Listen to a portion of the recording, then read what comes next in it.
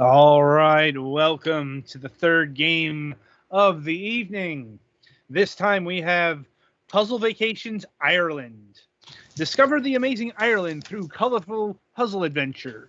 Explore the culture and beauty of Ireland with Puzzle Vacations Ireland, a simple yet rewarding game for puzzle lovers of all kinds. With tons of challenging puzzles to choose from, stunning scenery to enjoy, and a little luck of the Irish. This could be the most epic vacation yet. I was debating reading this in a bad Irish accent, but I decided against it. If you might lose us, our Irish fan, if any. True enough. Anyway, Alex, you were given this particular title, so how puzzly are these vacations? It's jigsaw puzzles. There are basically two modes: jigsaw puzzle and part swap mode, which is like a swapping pieces instead of assembling them. It comes with many different Ireland-themed pictures, and when you complete one, you get a small clip or a small factoid about something related to what's being shown on the thing, such as Ireland is one of the countries with more sheep than people, with an approximate ratio of 1.1 sheep to one person. I think that's still lower than like New Zealand. I know, but it's still whatever. That's just an example. There is actually a lot of customization in the jigsaw puzzles. There are variation. So there are like, and for the other puzzles too, for the swap puzzles. For the swap puzzles, there are several different choices of ways for it to be cut, and also how many pieces it can be cut into. They're all patterns. The jigsaw puzzle also has many different patterns for it to be cut into, including the default one is actually artistic, which I think is the one Petty Fan's doing, which is where the puzzle pieces kind of follow the contour of the image, which, contrary to my belief, does not actually make it easier, and in fact sometimes makes it harder. The pieces automatically click into place when you put them on put them in the right place on the table. They also click into place if you put them next to each other. Also, there are many options on the sidebar, including ones that highlight all of the edge pieces or all of the middle pieces or whatever. I don't know if that counts as cheating. There are as hints. I think it doesn't. There's also a selection for how many hints you want to get, or what kind of hints. I didn't really use that because I didn't feel it was necessary. It does tell you like how many you used afterwards. That's probably a bottom edge piece, Petty. Fair. But yeah, if you click the one that looks like a square inside 4 brackets on the sidebar over there, I think that's the one that tells you edge pieces and stuff. It's either that or it's the second from the bottom. Anyway, so yeah, there's a lot of different options for. It can also there's one for shuffling pieces. Yeah, it's the one that says all pieces when you hover over it. The second from the bottom. So yeah, if you click on that, it like breaks it down by region of the puzzle or edges or whatever. If that makes it easier for you, I was able to, on the ones I did, pick out the edges mostly manually. If this was more like a traditional puzzle, it might be a little easier for me, but... Well, there were a lot of options. You just chose landscape. Fair. It also has ways of sorting the many pictures by categories, such as landscape, animal, rustic. Oh man, I do like my rusty puzzles. Wait. The controls on the Switch were actually pretty decent for not having a mouse. It's mostly control left stick and A button to press and hold, and the dragging over multiple pieces to grab more than one thing at once worked well enough. I feel like there's not really a whole hell of a lot I can say about it, though, because, I mean, it's jigsaw puzzles. It's a highly customizable jigsaw puzzle experience if you're into that. And I guess the factoids about Ireland.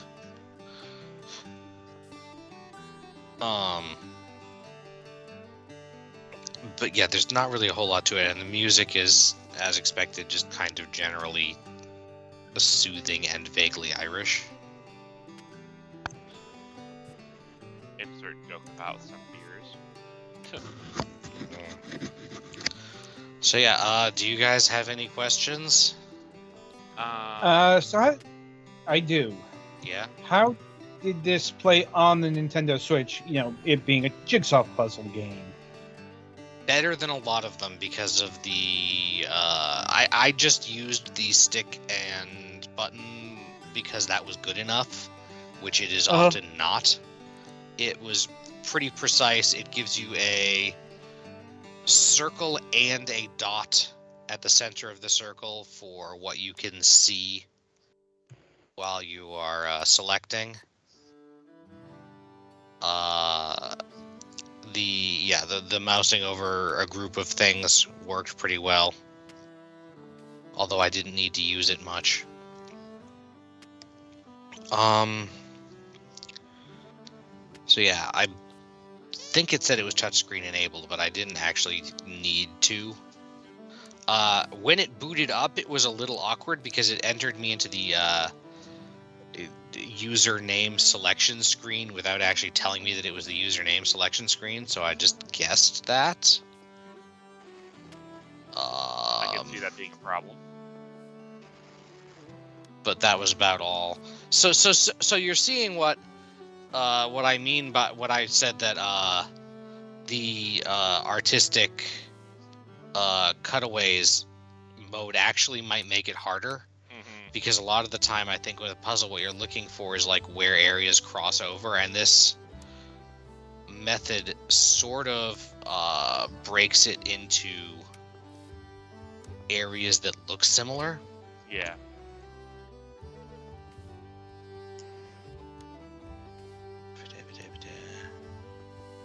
Sorry, my brain is. I'm restraining my brain from going into puzzle solution mode. Yeah, I'm honestly not even really trying that hard, so yeah. I mean, they're not super hard, and this is the default difficulty for jigsaw puzzles is 51 pieces, which is pretty low, I think. You can also change the table color underneath them if that is something that you feel the need to do. But I kind of liked the default dark green. They probably also have different patterns. This one has obviously a 4-leaf clover pattern because Ireland. Vaguely. But they're presumably the other ones presumably are other Ireland themed things. Oh. Being able to zoom is nice. Yeah, there is a zoom. Not all puzzle games give you a zoom option. Actually, I think that does go just below the piece you were just playing with. Huh. Oh, I will. The kind of Kentucky-shaped one. Anyway, yeah, it's not like there's no like plot or any. It tells you for each puzzle image what modes you've completed it on, basically with badges, and it does give you a how long it took thing. So you can like challenge yourself or whatever, but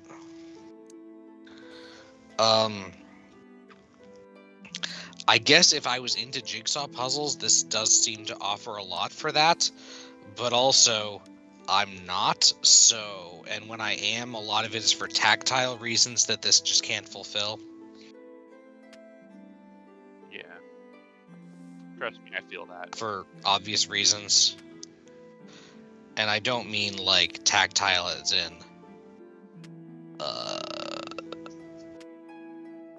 using a touchscreen wouldn't be, or a mouse and keyboard wouldn't be better. Yeah. It's for actually physically fiddling with the pieces. Hey, look, I finished it. Congratulations, it's a lake. And now you'll get a little fact about the lake. Yeah. And apparently you can get it as a wallpaper if you want on the PC version, which is nice, but they also look very stock artish to start with. Yeah. Like, you can scroll through the images here. There are actually a lot of them. Cows, sheep, houses, historical things, shamrocks, flowers, obviously an owl. not much in the way of people, because that generally costs money. Yeah, and also, there are lots of reasons why you don't just take pictures of people. And honestly, the artistic cut of the paintings is still also arguably one of the more interesting things, because it's like unique to each image. Yeah. The other piece types are just like standard. Yeah. Like, artistics is not something you can really get too well in the real world, because jumbling around in the box would probably break some of the finer details. Potentially, yeah. Most of the other ones are somewhat regular piece shapes. Yeah. And like I said, there's also a swap mode where the thing is cut up geometrically, and instead of assembling the things, it shows you the image and then jumbles up. One of the interesting things about those is that usually when I see those, all of the pieces are the same shape. Mm-hmm. Oh, and for difficulty reasons, you can turn on or off the pieces being rotated. Yeah, I could definitely, especially with a digital puzzle, I could see that being a problem. Yeah, I did not turn that on because it's a lot harder, a lot less fun to fiddle with when you don't have tactile stuff. Yeah. And and I still am not sure exactly. There was a hint button I assume that I didn't need because for a relatively small puzzle. Mm-hmm. Some of the different piece types have more options for the number of pieces than the default. Anyway, what's the price on this, I guess? So the Switch version is $11.99.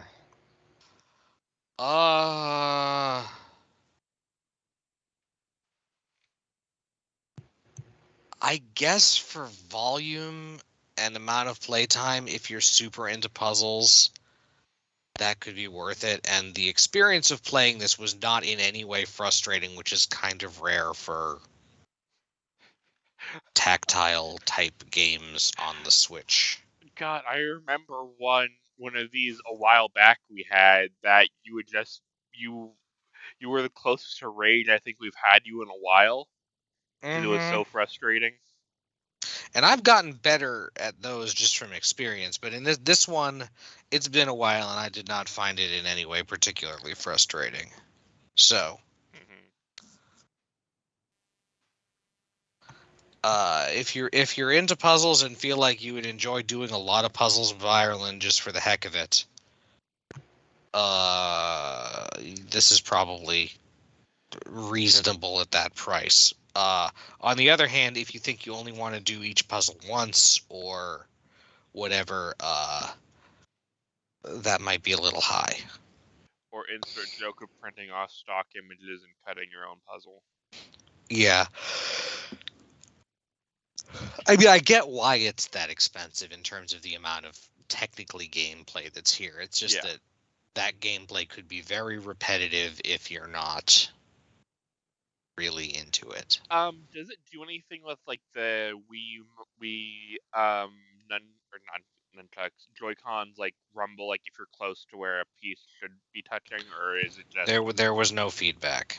Right, because I know that probably wouldn't be too hard on the Switch. I think it might feedback. It might just give a little bit of a click feedback when you put something in place, but I can't even tell for sure. Mm.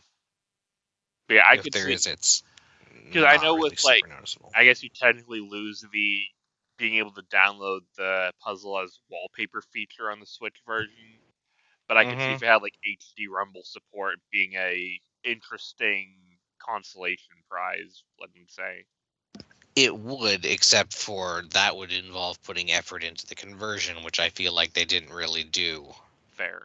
Aside from being reasonably lucky with getting a control scheme that didn't suck. Mm-hmm. I think that's it from me, so.